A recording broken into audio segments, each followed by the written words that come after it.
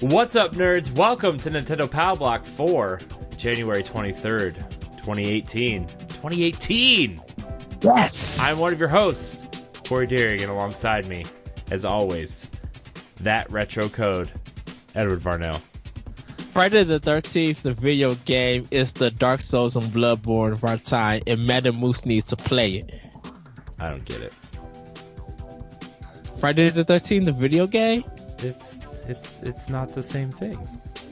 Oh, have you played Friday the 13th? Are you talking about the new one or the NES one? I'm talking about the NES. Oh, get out of here. Joining us is finally, again, the sad Titans fan. Jesse Douglas. The shade. Hey, man, I'm sorry. Look, I'm just as mad as Jesse is that the Patriots are going to the Super Bowl. Okay, it's just... Anyways. Hey, Jesse. How's it going, guys? Yes! Jesse's back! Yes! Yes. Seems like when Jesse's here, we tend to stay more on track for some reason instead of just out of here. So, before we get started... I know. Yeah. Before we get started, I want to kind of do some housekeeping notes. We did record a lot of Nintendo stuff last week. Ed and I are experimenting with mini block episodes where we take one news topic that maybe we didn't cover in the podcast and kind of make a YouTube video out of it. So Nintendo Mini Block is in the Power Block playlist on our YouTube page. So like, subscribe, and share, all that good stuff. We are 19 subs away from getting our fancy YouTube URL. So we do, even if you don't watch our YouTube stuff and you just listen to us audioly, that's a word, right? This is the audio. You know what? If the president weighs 236 pounds, I can say the word audioly. In healthy condition. Yeah. So if you are an audio listen, just click on over to our YouTube page, Nerds Gone Rogue, and subscribe, even if you don't use YouTube all that often. I mean, we do provide most of our shows audio, but we would appreciate that subscribe. So, yeah. And then we did we recorded a few expansion packs for this show, and yeah. Ed, do you want to let everybody know about the contest real quick before we get rolling on this episode? Yes. So, everybody, we have a contest that's going on for Nintendo Power Block. You guys can win a iHome headset, Super Mario Brothers, that comes with a microphone. We would love for you guys to send a question at Nintendo Power Block and title it... excuse me, everybody. Wasn't set for this part. We want you guys to send us some out there questions for Power Block, for our expansion pack, and you have until the 27th to send this question in. Like I restated, getting stuff together, and you could go to our Facebook page at Nintendo Power Block to see how the headphone set looks. It's really cool, a really nice design. It has the old Super Mario Brothers design on it for both sides. So take a look at it. You can email it at nintendopowerblock@gmail.com. When you are putting it for the subject, put MPB XPAN, that's EXPAN contest. So we'll know that question is for the contest. If your question is picked, you will have not only the show dedicated to you, but you will be the winner of this headset. It's really nice, really cool. So you guys have until this Saturday, January 27th, to get your question in. So good luck to you all who enter the contest, and hopefully one of you guys will be a winner. So think outside the box and let us have your questions, so you can hear it in your next headphone set if you win. Yeah. Yes. Enter that contest. Subscribe, rate us, comment, all that stuff. Yeah. So, okay. So we're gonna get into what we've been playing, like we always do at the beginning of the show. But Ed, I'm going to start with Jesse because he's not here that often, and I like to hear what Jesse's been playing. Jesse, what have you been playing? Unfortunately, I haven't played much on Switch lately. But Ooh, fired. Ed, what are you Dang. But I'm gonna change that soon. But let's see. On Xbox, I played my go-to is usually Siege. I play that every once in a while, but I haven't been feeling good lately, so I haven't done much playing of anything really, to be honest.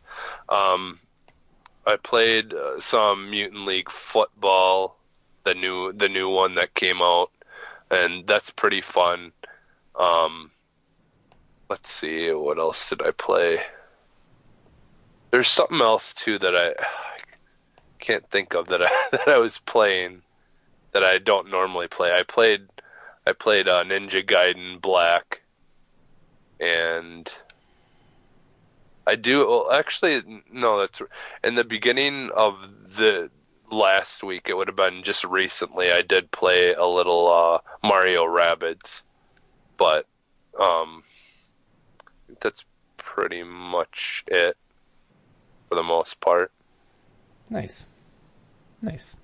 Ed, what about you? What are you cranking up in that old box of yours? For Xbox, Assassin's Creed Origins. For PlayStation 4, Uncharted Lost Legacy. For my Switch, Xenoblade Chronicles X, just loving this game, getting further along, getting some new blades, which I have kind of a problem because I'm getting a lot of wind ones. I need some water and some fire, some earth. I need to mix up my party, and they haven't given me new blades just yet. But I'm still fighting, grinding, and getting more in the story.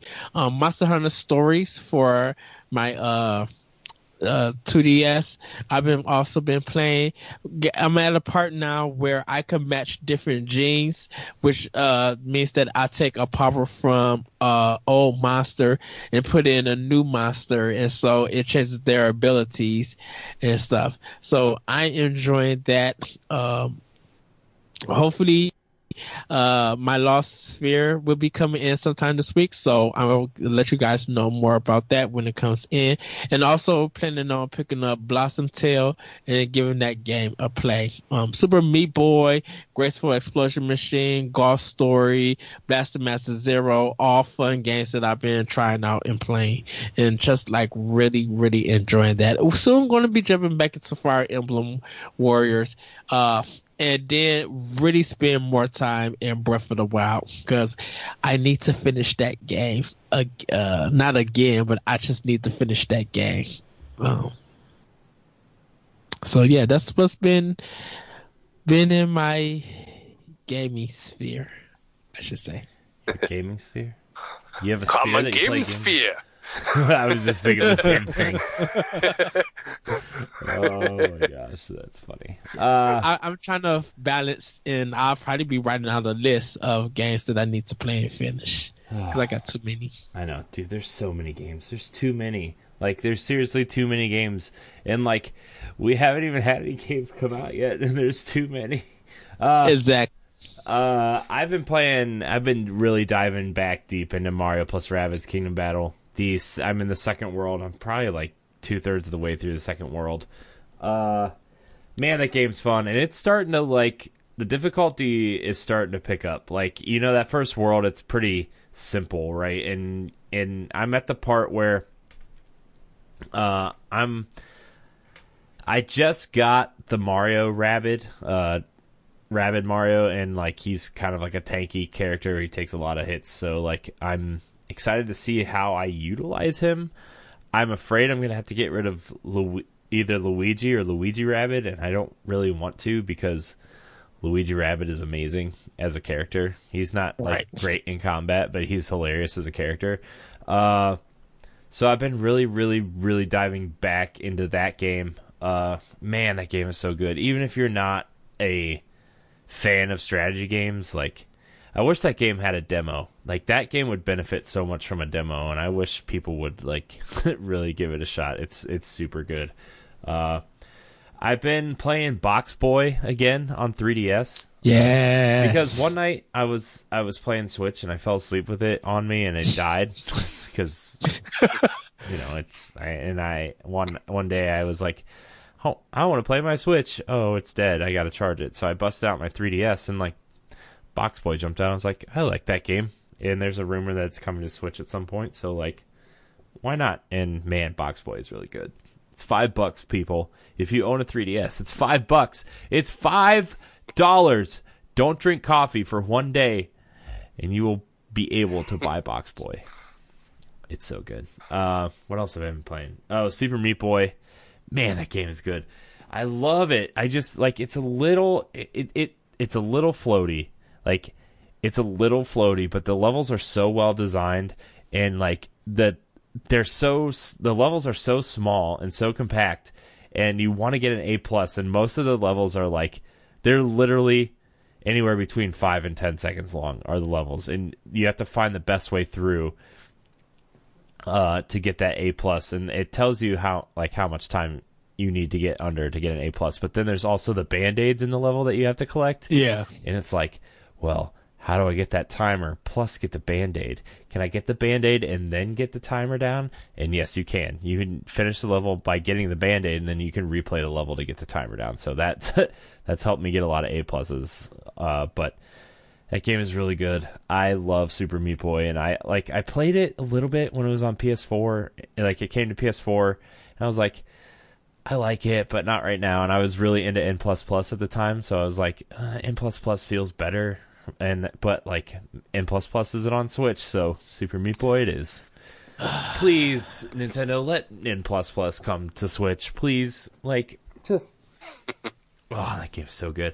And I turned on my PS4 today to download some updates, and N++ had a DLC, had like free DLC today. I was like, oh, sweet. And so like I would like to jump back into that game at some point, but. And it's on, I think it's on the PSN flash sale. Yeah, it's literally like $3.50 right now. And I don't know if I should get it. I kind of want to wait for the Switch version. I know, dude. I wait for the Switch version. It's coming. Like I've been, it's one of those games that I've been following for a while, and I'm like, that Switch version's gonna be cool. And I know there's gonna be some kind of weird physical copy for it too. And if it does, I will have to.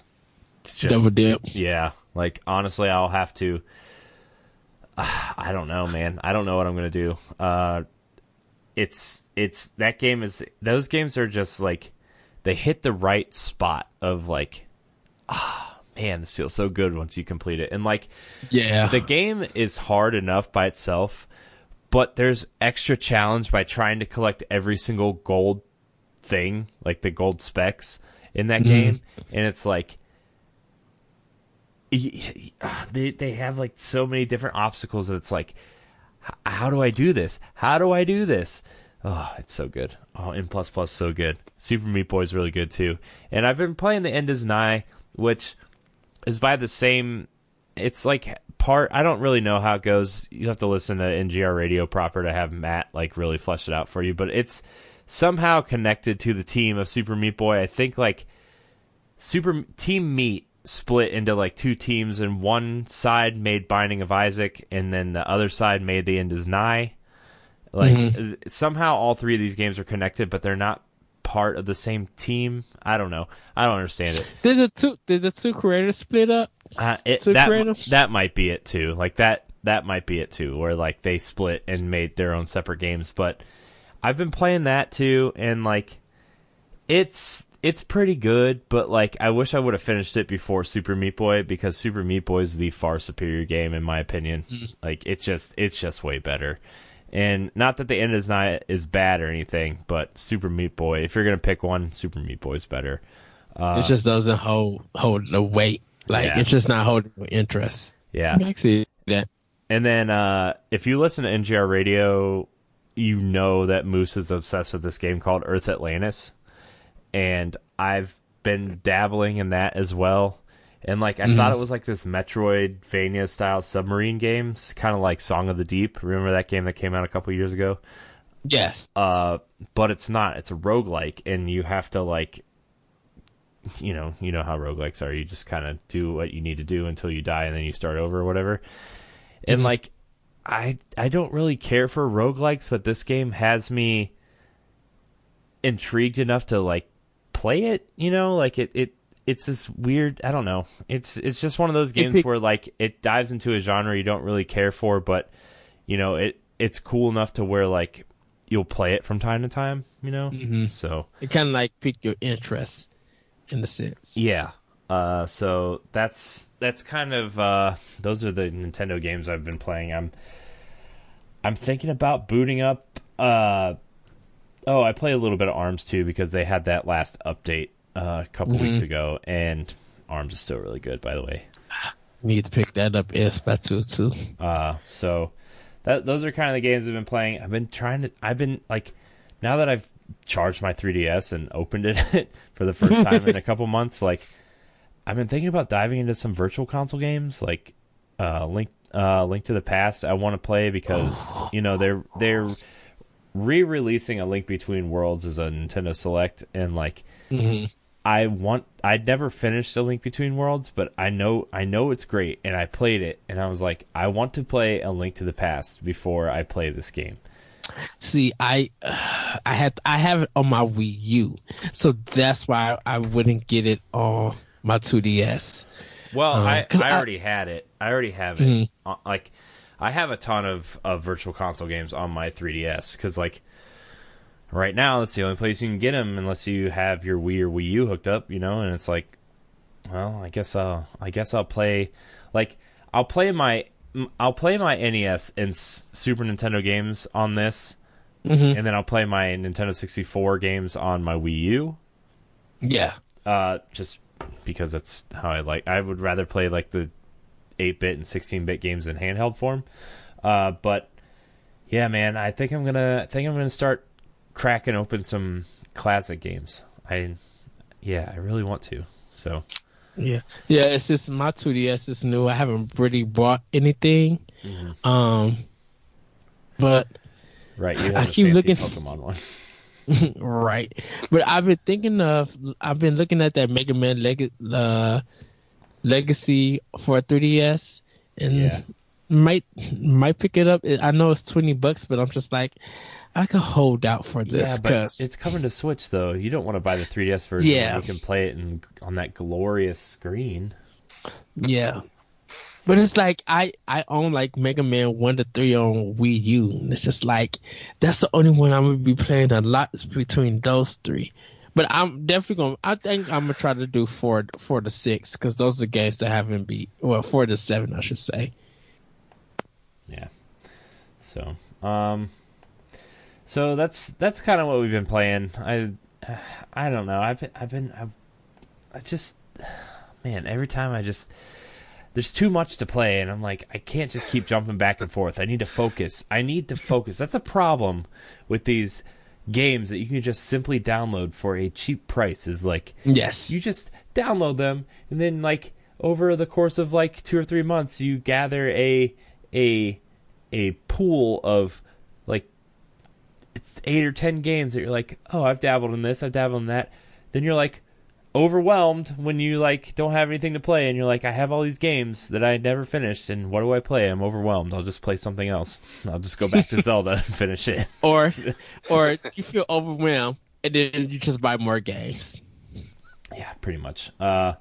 So yeah, man, I need to finish Mario plus Rabbids. I need to finish. I want to play a little bit more ARMS because I at least want to finish Ribbon Girl's story. Well, not her story. I want to finish like her loadout because I only need like I probably only need like 5 or 6 more pieces, but like, man, they just keep adding them. They just keep adding stuff, and I'm just like, I just want to play, but like, it's the Mario Kart factor where you can only play so much with by yourself before you're like, I've played a lot of this by myself, and like, I'm lucky enough where my wife likes Mario Kart, but like ARMS is a totally different beast. So, but yeah. Anyways, games, too many games.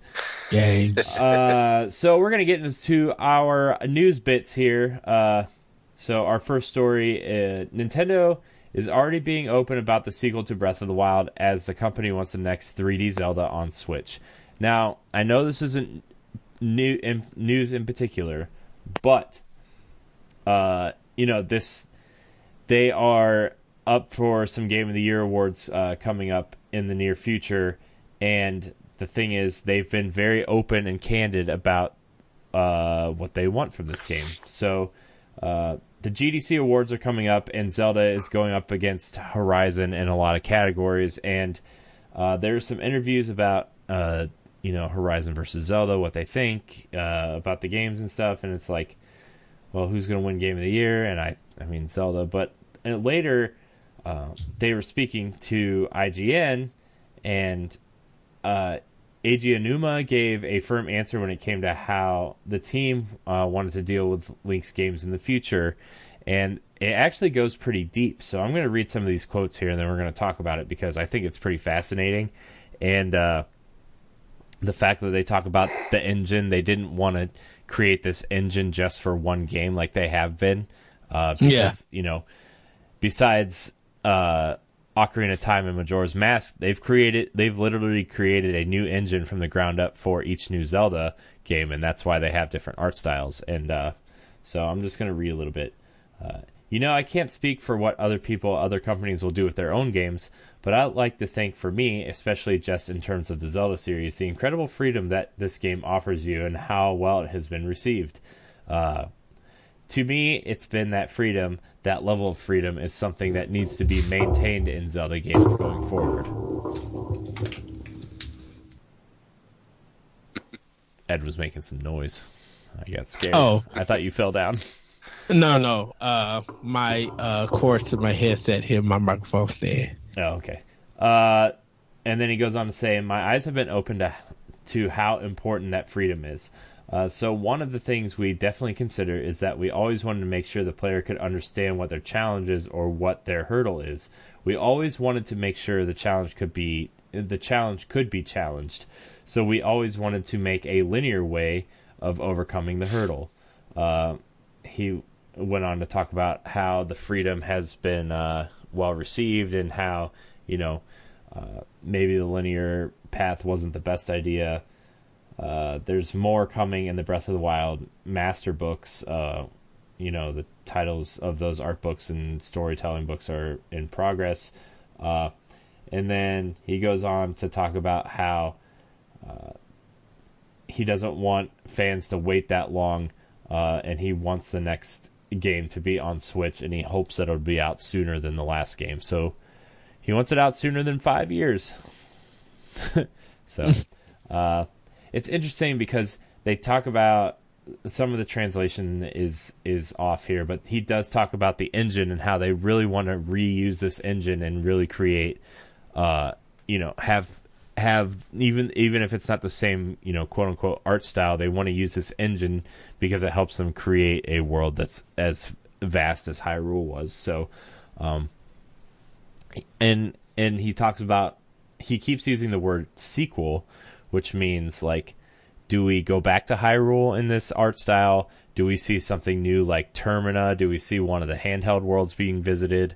What do you guys think about this talk of a kind of like a semi-sequel / using the same engine for the game to get speed up production and stuff like that?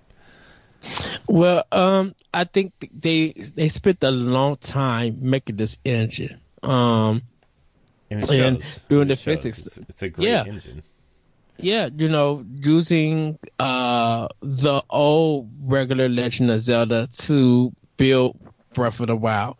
So now they got stuff in place. They're able to expand on that. So ideas that didn't make it in this game, now that they fully got an idea of how everything works, they could put it on there. And we know that the Legend of Zelda usually gets many delays. So it usually ends up being like a 5-year game in the making. And if they could cut it down to 3 years, like if they could get it to 2020 or 21, and it, it just shows the creativeness and innovation that Nintendo's known for. If it could showcase that using using this engine, yeah, I'm all for it. Now, what story are they willing to tell? Who knows? Is this gonna be a sequel to what happens after Ganon's defeated and a new threat is coming, and that threat is going to expand on the next 100 years. So, we don't know where they could take this at. And will the sequel, does it need to fit any of the timelines of Zelda? Yeah. Of the Zelda franchise. So they're probably doing some research and development. They probably are fooling around with different art styles. I think now that they understand how to develop something for Switch, because this is what's kind of mostly a port from the Wii U. I think from the ground up, designing the game, they're going to be able to perfect some things and do something that we didn't know that they could do. Because the HD Rumble, they're going to take that really big into consideration. Now, that doesn't mean that they're going to be swinging swords and stuff like that, but just think of Nintendo Lab still being around and using like that for a mini game or a dungeon or whatever. They could create a lot of ideas for it. Mm-hmm. Yeah, definitely. What about you, Jesse? Yeah, it's good news in my opinion, because I just love the way that this Zelda, that Breath of the Wild, the way it looked and how it felt, and I was kind of hoping that this was going to be the case, that we would maybe get like a Majora's Mask where we would get something in the same kind of idea or concept as the one is Breath of the Wild, because with with Ocarina of Time, I loved that game so much, and then when they did the Majora's Mask and kind of kept it similar, and like kind of felt the same, like you didn't have to relearn how to play, it kind of just worked the same as that. It was nice. So I'm definitely looking forward. Regardless, I'm looking forward to what they do. If they continue to do the whole open world thing, I'm just excited to see what comes next. Yeah. But yeah, I think it was a great idea, and for us to be able to get a Zelda sooner is just better for everyone. So yeah, definitely. I mean, I can't wait for I hope what Ed and I talked about, I don't know, probably 3 or 4 months ago at this point, is I want them to use the same engine, but I want them to experiment with color palettes. Like, we saw a lot of greens and blues in this version, and brown, to kind of offset, but I want them to explore color palette of purples and black and red, and a darker tone in this art style, because I think that would be really cool. It'd be similar to like Jesse said, a Majora's Mask, or I don't know, maybe take on some sort of Minish Cap, or I think in terms of art style, if this was a Skyward Sword-esque art style, a brighter, more kind of whimsical, kind of brighter. I mean, not that the story was bright, but the feeling of the game was bright and optimistic and whatever. And so if you make a darker game with this art style, I think it would really fit too. And there's glimpses of it, when you get to Ganon's castle and you're either climbing one of the walls, or you get up closer to the top of the castle, the sky kind of turns red, or you see the purple swirling around the top of the castle, or you see that glimpses of it, but I would like to see the whole world kind of set that way. So we'll see. Yeah, and one thing I would really like to see in it is like, you know, we kind of get a glimpse of what Hyrule, you know, the castle and everything when it's like fully intact before it gets destroyed and stuff like that. Mm-hmm. I would love to play like a game where, you know, play that in that world when everything is all intact. And, you know, maybe if they did have some kind of like storyline where it was like you're playing before everything gets taken over by Ganon or whatever, and have it like start out like, you know, bright and all that stuff, but then turn more into a darker game as you progress through the storyline or something. You know, I mean, there's a couple of ideas that I could think of that would be kind of neat, but yeah, it would, you know, if they did kind of mix the two. Yeah. I kind of would like to see the return of the Triforce. Yeah. And actually see not see how it came about with the Great Fairies and stuff like that, but kind of see what actually happened for the Triforce to go away. Because they never, I think after not Link Between Worlds, A Link to the Past, I think that was the last time they used the Triforce, like the pieces and stuff. Yeah.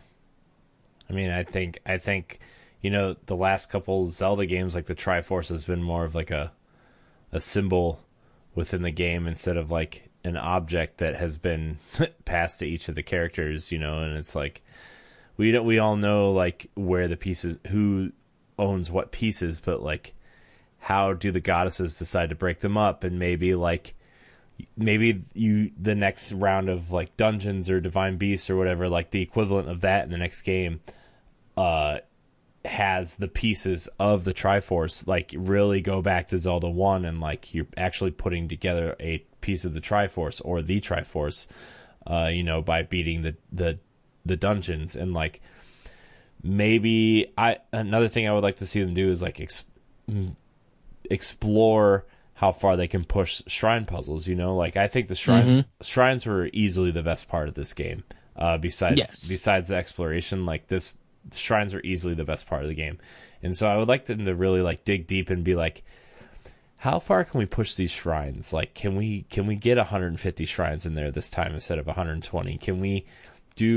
How do we create more creative puzzles? How can we get systems to work better within the shrines, you know, like I think it'd be really cool. And you know, the DLC I think had some of the best shrines the game had to offer, you know, so I don't know, man, there's a lot they could do with a sequel now that they kind of have a good foundation. They can start finally digging deep into the engine and squeezing a lot of juice out of it. One last thing for me, I wonder what would happen if Ganon used the Triforce to make his own evil weapon, his own Master Sword. I wonder what story they could tell with that. Yeah.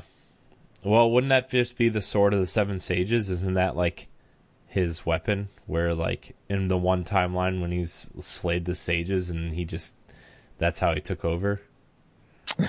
Or is that separate? I think that's separate from the Triforce. I know it is, but I was thinking of Ganon's weapon in particular. Oh, Ganon's weapon. Yeah. Or Ganondorf, because I think Ganondorf is the ultimate. Ganon's the ultimate form. Ganondorf is the thief, like the heir, I guess you would call it, that becomes Ganon. You know, it's I mean, Ocarina of Time story, I think, kind of explains it the best, but okay. Yeah. So anyways, we're gonna move on to this next story. This one, not a really big story, but Metroid Prime 4 was announced at E3, and I know we're all excited. And it's just a little bit of a rumor of when we might see some sort of like trailer drop with, you know, characters in it instead of a logo and who's developing it and stuff. We know the project's being led by series producer Kensuke Tanaba, and it says a talented new development team. Together, they are hard at work to bring action, isolation, and exploration to the Metroid Prime universe and bring it to life on Nintendo Switch. The rumor is that Nintendo has formed a team that they formed a team to collaborate with a new team from Namco Bandai to help create Nintendo Switch games specifically, and their first project is Metroid Prime. So it seems that they might be in bed with Bandai Namco again. They did work on Smash and now Metroid. That'd be a interesting kind of fit. The trailer, they say, is supposed to drop in the next real Nintendo Direct, and which we've kind of predicted is February, and a lot of people are saying that it's coming either at the end of January or at the beginning of February. Mm-hmm. I always love a good Direct. You know me, Ed. I love a good Direct rumor. Yes, I know. So some people estimate that it's an earliest late 2018, but I think we all think it's coming. I think we all think it's next year's holiday game, 2019's holiday game. So little tidbits. Just we are aware that there are some key. Reggie, there's an interview with Reggie when he was asked about a new Metroid game prior to the release of the Nintendo Switch, and he said, "We are aware that there is some key IP that consumers just can't wait for the next true installment in that franchise legacy. Suffice to say, we're aware of it, and talk to me in a year, and let's look back and see what happened." That was exactly 1 year and 4 days prior to the Metroid Prime 4 announcement. So, just some interesting tidbits. But when do you guys expect to see a real Metroid Prime trailer, quote unquote?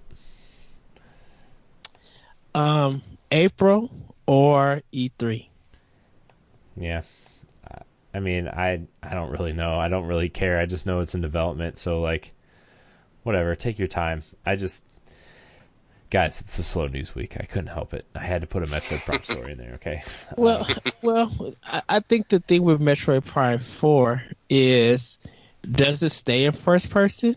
Because Namco Bandai has no experience with first person shooters. I'm kind of in the same boat as you on that, but at the same time, I think Metroid Prime has kind of established itself as the first person Metroid side of the franchise, and then, there's the 2D Metroids, and then there's, what I wish they would kind of revisit the perspective of Other M, and kind of I don't think full action. Here's the thing. I don't think Other M is as bad as a lot of people say it is. I actually like that game a lot, despite people's complaints about it. But yeah, I think if they revisit, I think they could do the 2D Metroid style of game in a 3D space. A game that does it really well is Arkham Asylum. Batman Arkham Asylum, I think, is a really good 2D Metroid in a 3D space. I think that is one of the best examples we have of that. I would really like to see that explored again. Not that Metroid Prime isn't great, not that the 2D Metroids aren't great. I think a third person action game with backtracking and smart weapon upgrade design and stuff like that, I think that would really work in this space, and I don't know, man. I would like to see that, but yeah, Metroid. Jesse, thoughts? Yeah, obviously I'd I hope that we see a trailer for it sooner than later. But yeah, I mean, at the same time, you don't want them to rush anything. But yeah, I mean, I'm curious to kind of see what what direction they're gonna go in, or what they're gonna do.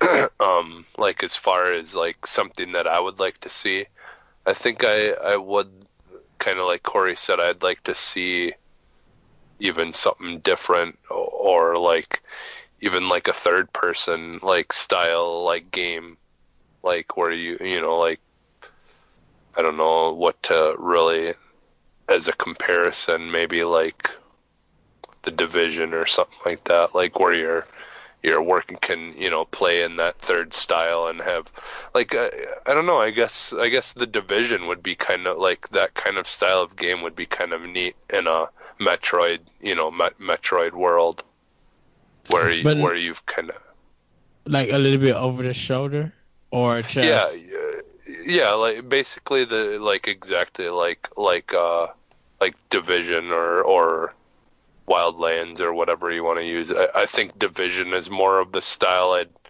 like, or is more, it gives you more of an idea of what I would like it to look like where you know, just where you'd basically be in the world of Metroid, but but you know, like you'd have all your power ups and things like that you can upgrade and kind of, you know, switch between things and, you know, using your roll in the ball and stuff like that to be able to get to certain areas.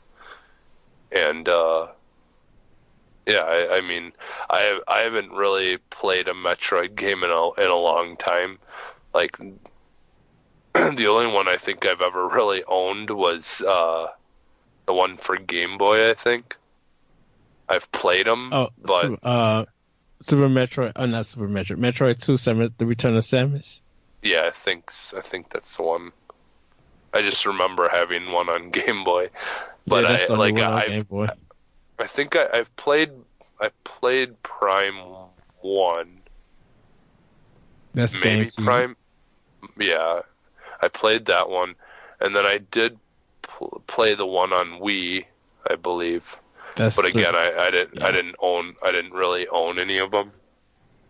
But I played them, and I do like the Prime games. I just my issue is like with a lot of my Nintendo systems. Like at the time, I didn't have a lot of money, and like so, a lot of times I would end up getting a Nintendo system, and then I would have to sell it eventually if I wanted to upgrade or get money for other things. And so unfortunately, a lot of times my Nintendo systems would end up getting sold, and I wouldn't end up getting a lot of the games that I originally wanted for them. But no. Yeah, but that's, you know, going forward now with my Switch, I'll never get rid of it. That's gonna stay permanently.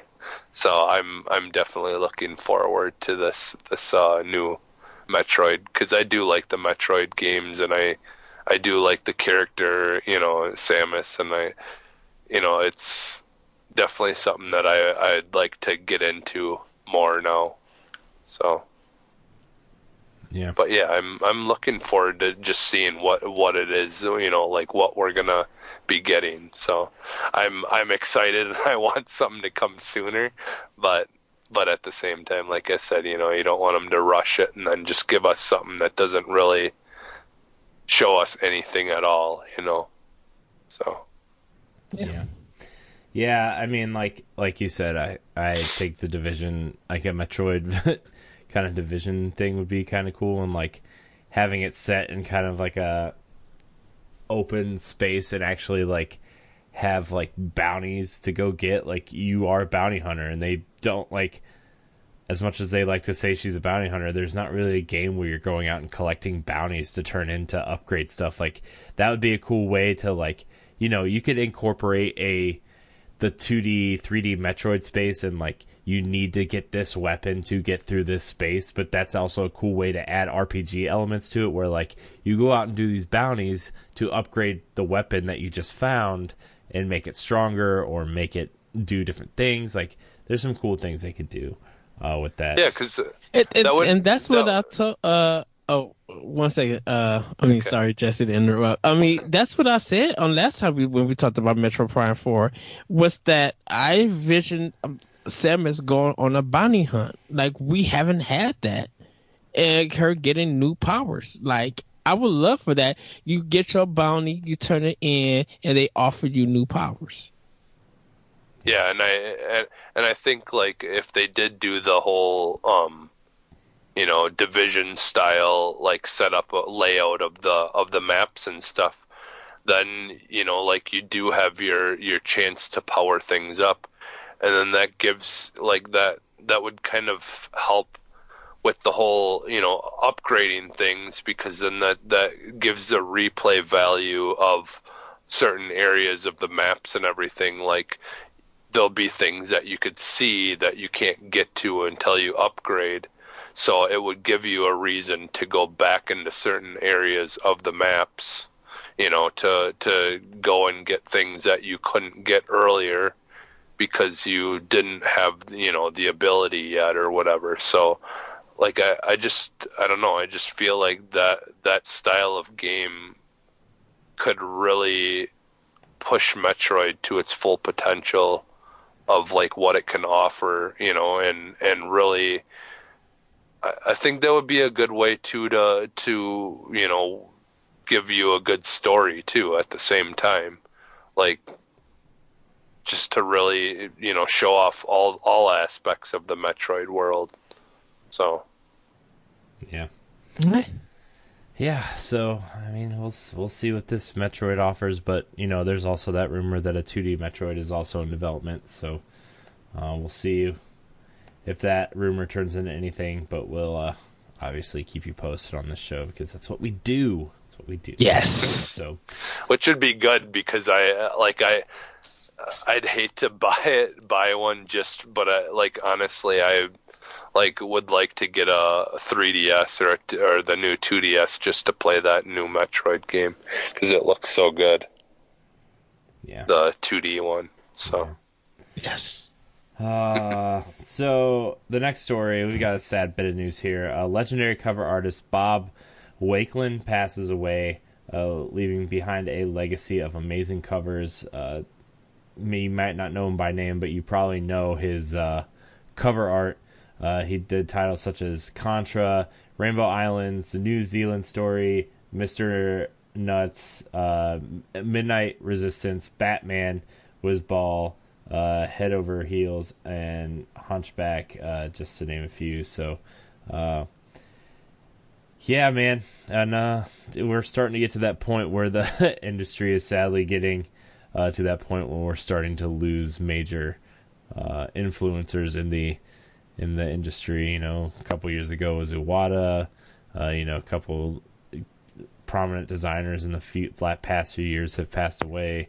This is just another sad moment in this young industry. So yeah, those NES cover arts, man. She's got some fantastically awful box art, but there's some really good box art out there that's just yeah. But box art used to be what sold you on the game. It had his work, just had like a comic sense to it, like a very, very detailed comic sense to it. So yeah, it's sad that he left, and I think people should go out and check some of his covers and check out the history and the work that he did, because being known for Contra, yeah, I'm like that's cool, because you really don't know about who did the box art. You just see the box and be ready to play the game. Mm-hmm. But if you didn't have good box art or box art that stood out, you wouldn't be interested in that game, aka Mega Man, the first one. Yeah, man. Remember when they added old, washed up Mega Man 1 box art Mega Man and Tekken or Street Fighter Cross Tekken or whatever? Yeah, or like Marvel vs. Capcom or something. One of those games. Oh, that's bad. So, yeah, so the last news story here, not really Nintendo related, but it's Pokemon related. Ken Watanabe joins the Detective Pikachu movie. The Hollywood Reporter is reporting that the Detective Pikachu's cast now includes Ken Watanabe, who will play Detective Yoshida, a character exclusive to the film. Watanabe joins Ryan Reynolds, who will be playing the titular role alongside Justice Smith and Catherine Newton. The movie is being directed by Rob Letterman of Goosebumps and is being written by Nicole Perlman, who co-wrote Guardians of the Galaxy. So this movie is shaping up to be one weird movie that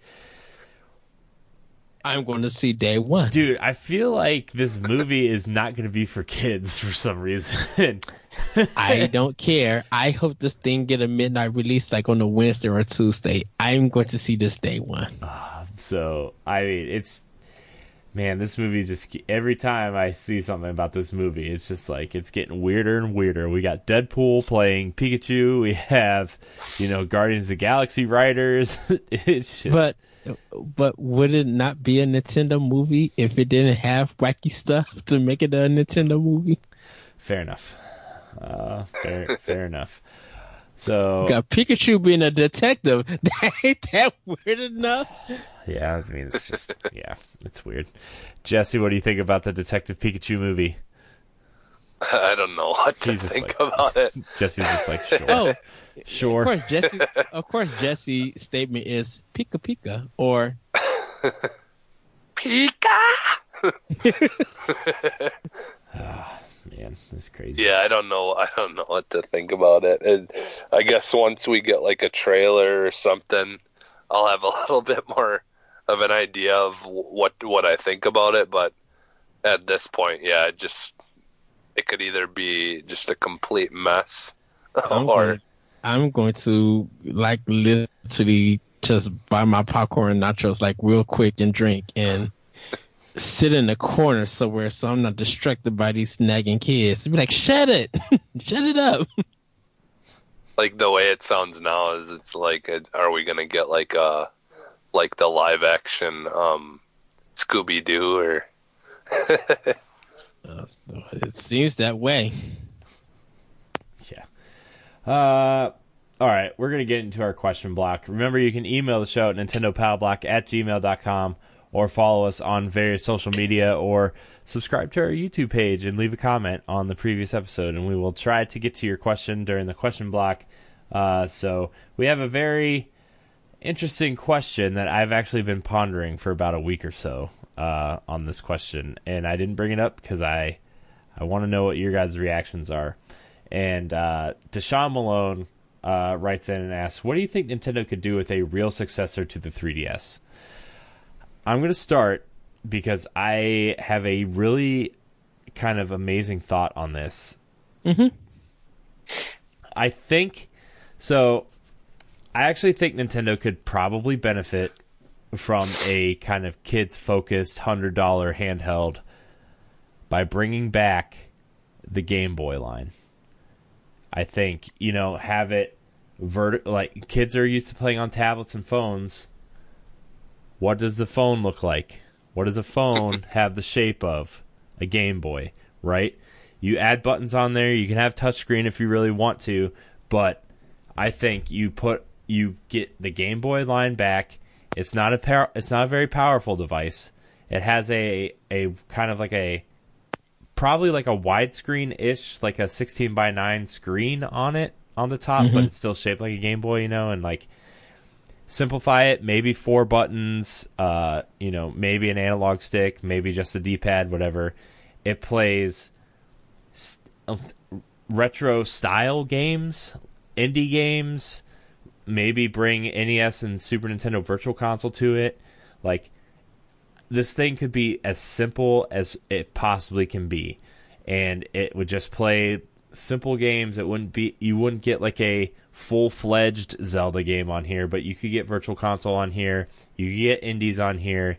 You can get mobile ports or whatever if you really need to. Like, I think they could really do something really cool with a cheap $99 device that can connect to the internet to download games. Use the micro SD card system that you've been using with 3DS and Switch, and make a cheap Nintendo eShop for these games. And like, these games would also be purchasable on Switch, It would all tie to your Nintendo account. But yeah, I would really like to see a simplified version of a Game Boy come out for $99 and play simple games, indie games, stuff like that. Yes. Nailed it. Nailed it. And have the games be anywhere between like $5 and $20. They'd be like real cheap, you know?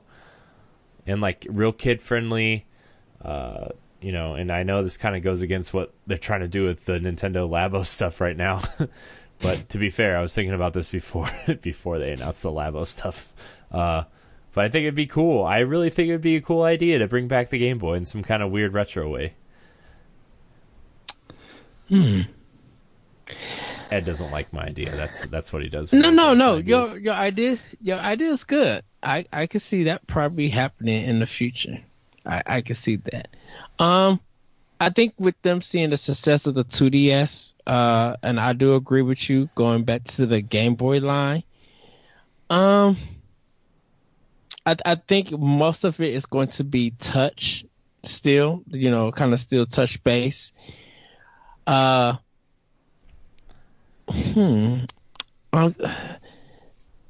something about just going back to GameCube is making me think for some reason that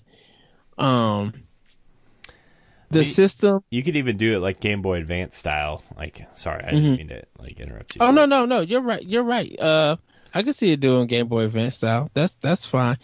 I'm thinking that it has a touchscreen base, and some people might say this is going to be more Switch, but more ways that it comes actually now with the controller, and you could still be, if you own a Nintendo Switch, you could dock it on the Switch if you want to charge it. And or you know, connect it to your computer, you know, charge it that way to the old wall or something.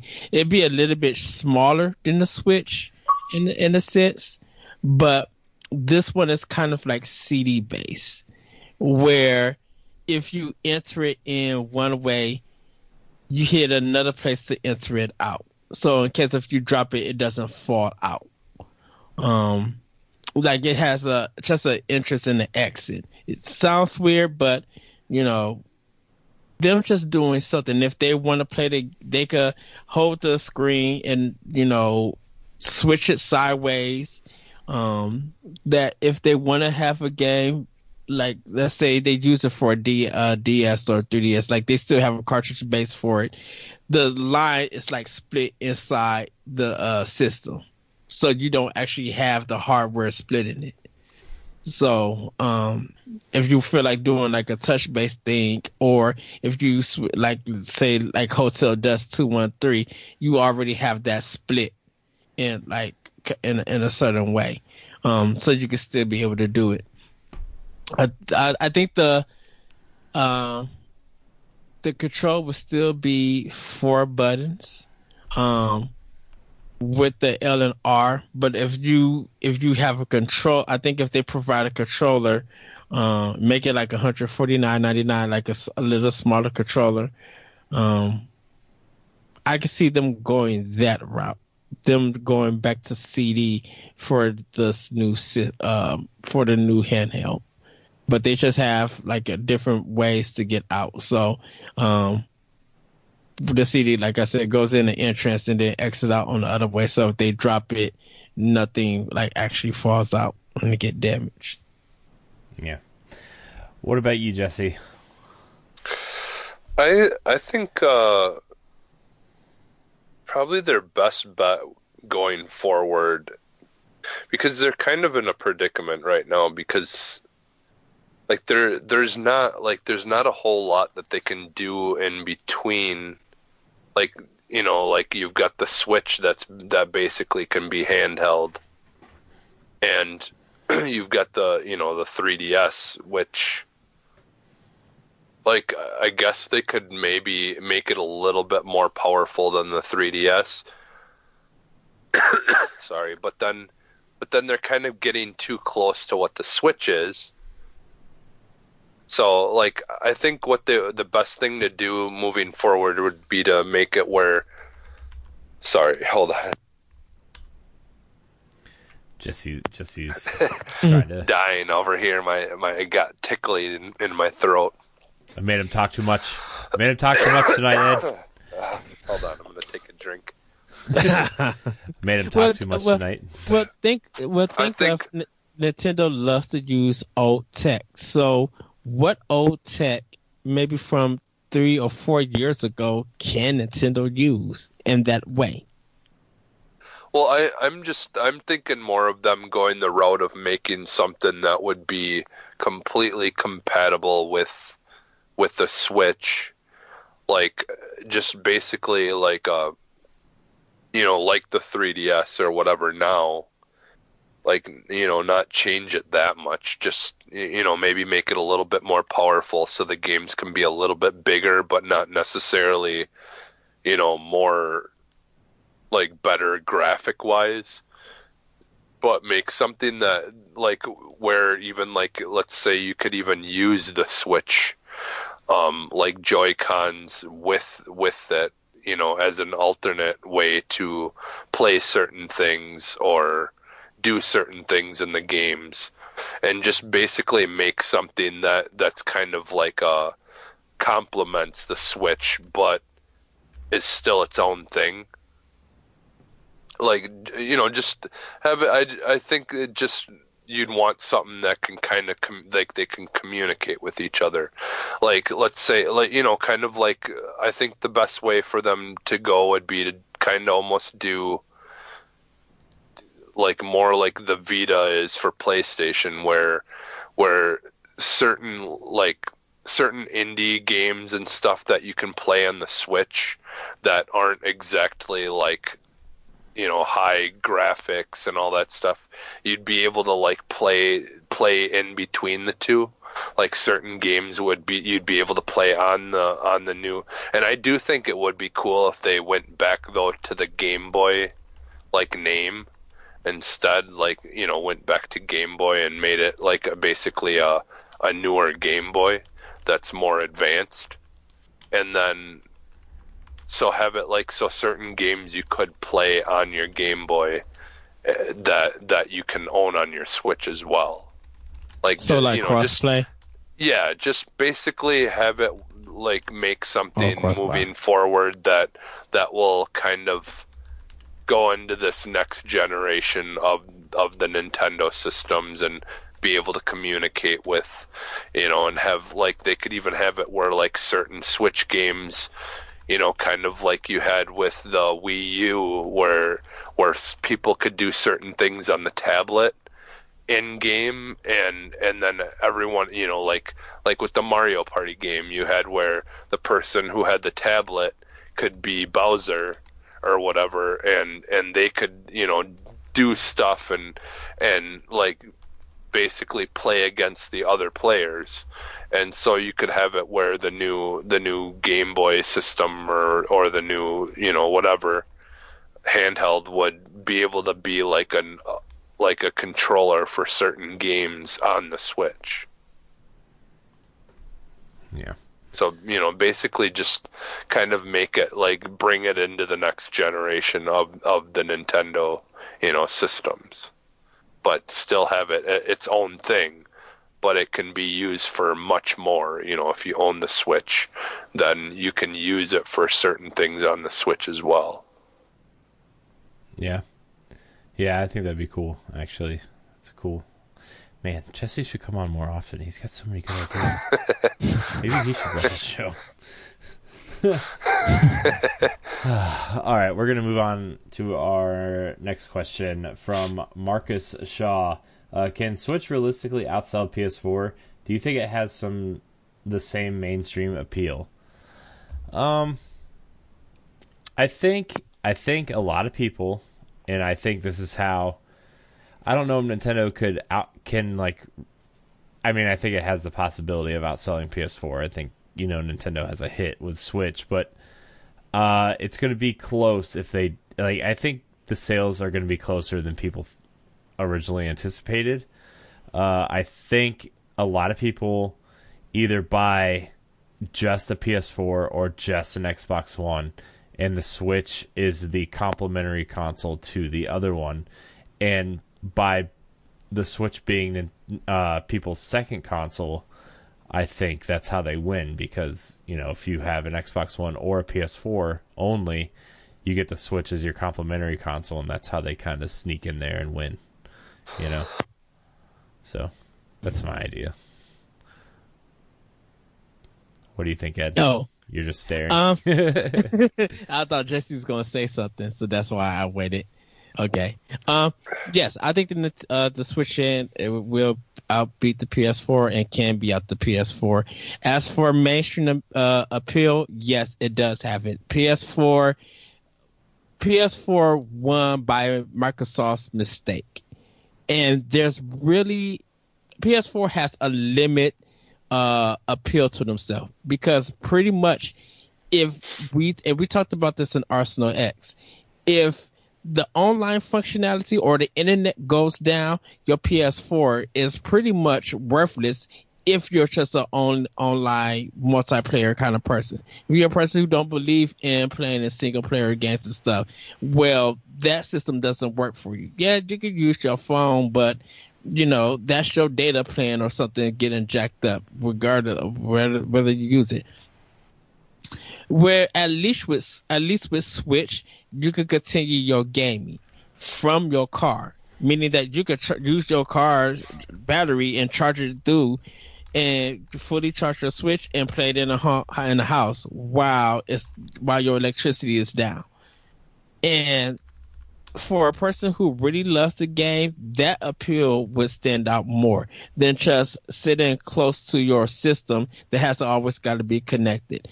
Secondly, I think Sony and even Microsoft don't have a lot of games that appeal to a lot of ages for a lot of gamers. If you talk about the hottest games for PS4, you might get 4 or 5 titles. At least with Switch, you can have a bigger discussion on how many games are on the system, and that's something everybody's going to enjoy and play. You know, you don't hear nobody talking about Stardew Valley on PS4. You don't hear people being excited about Doom and Wolfenstein when they got announced. You know, people are talking more about Nintendo, which makes people want the system more. PlayStation 4 is good. It's not great. They have some great exclusive third-party games. But how long does those third-party games resonate with a lot of players? That it stays in the library. Compared to where Nintendo, if you don't get that game when it comes out and that print is over, and you don't do digital games, you're going to have to up some money to get a physical copy. Yeah. And I think the Switch is just going to just stand out more. You know, Sony is running on a safe net, and if they don't innovate for PlayStation 5, it's just going to be, it's another PlayStation machine that plays third-party games and that makes games look good. That's pretty much it. Yeah. Yeah, Jesse, how do you feel? Yeah, I like, you know, kind of like you said, Corey. I mean, like, if every person who owned only a PlayStation bought a Switch, and everyone who only owned an Xbox bought a Switch, well, that's, you know, everyone buying a Switch, you know, essentially. So yeah, they could definitely take the lead, I think, because, you know, like, there, and like the thing that's the Switch did that really hasn't been done in a long time, since probably like well, let's see, did Super Nintendo only come with one controller? Came with 2. did come with two? Yeah. Okay, yeah. See, like, the thing that Switch, going back to, like, having, I mean, like, out the box, the Switch, you can play two people. Like, two people can play the same game out of the box. You don't have to go buy another controller because, the way the Joy-Con system is set up, those can individually be, two different controllers.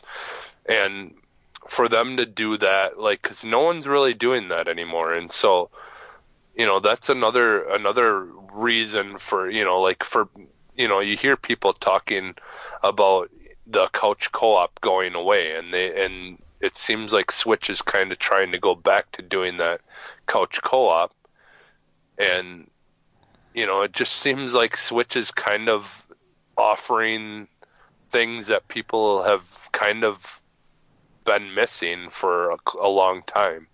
And so I think, like, they have set up a really good case for themselves to be able to sell, a lot. And so I just do think with everything that they're doing and the success that they've already had, I could definitely see them outselling the PlayStation 4 eventually.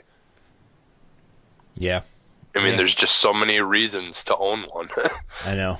To be honest. Yeah. I mean, I agree with you, Jesse. I think the Switch does something unique and offers enough variety that's different from PS4 and Xbox, to be honest with you, that, like, it's a great complementary second console to people who only want to play PlayStation or only want to play Xbox, to where, like, if they're not at their primary console, this is, I mean, look, I think you're an example where, like, you primarily play Xbox, but, like, you bought a Switch and love playing it, and Ed and I are different, where the Switch is kind of our primary box anyway, but, like, Yeah. I mean, we're clearly in the minority, I think, but and the only reason it's not a primary for me is I just have more games on my Xbox. If I could afford to buy more games for the Switch, I probably would be playing it like 10 times more than I do right now. But it's just a matter of, because the Xbox One is, like, how old now, and I've been able to gain, but, like, if Nintendo does have a system like the Games Pass for Xbox, where they have, like, a bunch of games that I can download and play, well, then I could see me switching over to my, playing my Switch more. So it's just a matter of once my game library builds up on it, I'll play it more and more. So right, yeah, yeah. So I was going to read this last question, but I think I'm going to save it because I think it's going to be I think this could qualify as an expansion pack question, because it's really good, and I think we'd have a really good answer for it. So I'm gonna save it. I'm gonna save it and call it an episode here. Okay. But yeah, this has been a really fun episode. I didn't think we were going to get to record tonight, and now I'm really happy that we did. Yay. You can email us your questions at nintendopowblock@gmail.com. You can follow us on Twitter at NGRPowblock or on Instagram at NintendoPowblock. Join our Facebook group, facebook.com/group/NintendoPowblock. Look for the question block feeds in the groups or on Twitter or whatever. We like to do the question block segment, and we like to save up the questions so we have, sometimes we like to do full question block episodes and stuff. So email us your questions, get them to us. We'll read them on one of our many shows. Yeah, you can find Nintendo Power Block on your favorite podcast service on Tuesdays and Fridays at 10 a.m. Although I'm thinking about changing the time that they go up. I think I'm going to change it to like 7 or 8 a.m. Because I've been experimenting with NGR proper. And it seems more people like to listen to it early. If they can get it early, they'll listen to it. So I'm putting the newest episode up at 7 a.m. So you might be getting it earlier. So Remember, you can check out Nintendo Mini Blocks. Ed and I are experimenting with that. And then Expansion Pack, which is our Monday at noon Nintendo segment on our YouTube page. If you want to watch that, head on over to the Nerds Gone Rogue YouTube page and like, subscribe, and share. And also leave us questions in the comments of that as well. We'll get to it. We got many more things planned, but until then, Ed, where can we find you? You guys can find me on Twitter at ThatRetroCode and check out my podcast, Optional Opinion, on SoundCloud and other podcast apps. Jesse, where can we find you? You can find me on Twitter at @sub_humanist. Ed, you need to take notes from this guy. What? Shoot, I have shortened my list, haven't I? That's very true. You're doing a great job. We did a short Arsenal X recording, the shortest one in a long time. You shortened this very. Ed's getting this time thing down. I'm just kidding, Ed. Not really. Look. I love doing long podcasts. I don't know how much people like listening to long podcasts. I like listening to long podcasts, which is why I like it when we do long podcasts, because it makes me feel like I'm doing what I love. But it's just we get caught up in a discussion. That's all. I know. I think that's the thing. It just depends on the topic. Like, there's certain things that we can go on for like 45 minutes on one question or one thing. I'm just saying my favorite podcast right now is the Giant Bombcast, and some of their podcasts go upwards of 4 hours. So, their Game of the Year episodes averaged like 4.5 hours, and their last one was like 6 hours. So, ooh, it was amazing. It was amazing. So, I want to do that someday. We have a whole week of 4 to 5 hour podcasts for Game of the Year discussion. It's gonna be awesome. But you can find me at CoreyandHD on Twitter and Instagram, and you can find me on a plethora of NGR Radio shows. Download our family of shows: NGR Radio, Arsenal X, which is our Xbox podcast, Nerds Gone Platinum, which is our PlayStation podcast, World 1-1, and of course, Nintendo Power Block. Like, subscribe, and share. Rate us on your podcast service of choice. Rate us, leave a comment.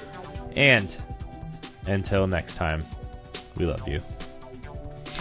Bye, everyone. Bye. Woo-hoo.